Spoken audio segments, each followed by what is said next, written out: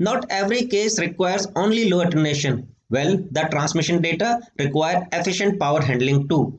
So 50 ohm cable is the way to go. It offers high power handling, low attenuation, and transmission distances a little higher than 100 feet. To understand it a little better, let's consider the power handling capacity of a 60 ohm cable, which is below 50% of a 50 ohm cable.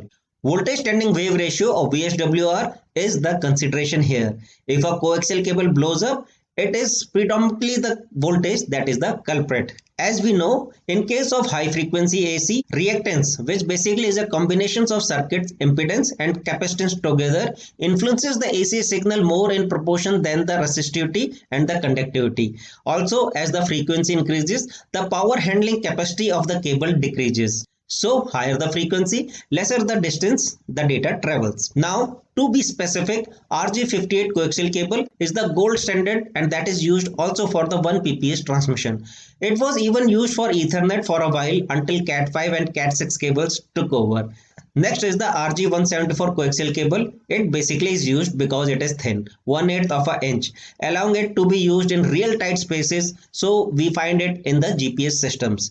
For absolute high power handling capacity of 1000 watts or greater, RG213 coaxial cable, which is the thickest cable at nearly half an inch. For extreme temperature to withstand up to 200 degrees Celsius, PTFE Teflon insulated coaxial cable like the RG188 or RG316 are used.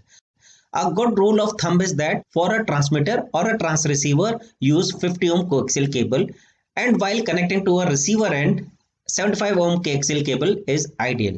Before we conclude, let's consider the other things apart from cable on which we have to check for the impedance matching. Just talking of cables is not enough. The impedance of the devices being connected and also the connector is much of significance. To put it in perspective, every single time we have a mismatch in impedance, say between a 50 ohm cable and a 75 ohm connector, which may be a BNC or an Amphenol connector, a standing wave develops. A standing wave is basically a signal reflection which is essentially wasted. Each time there is an impedance mismatch, then we are losing almost 5% of our signal or taking a hit of 2 to 3 dB in attenuation.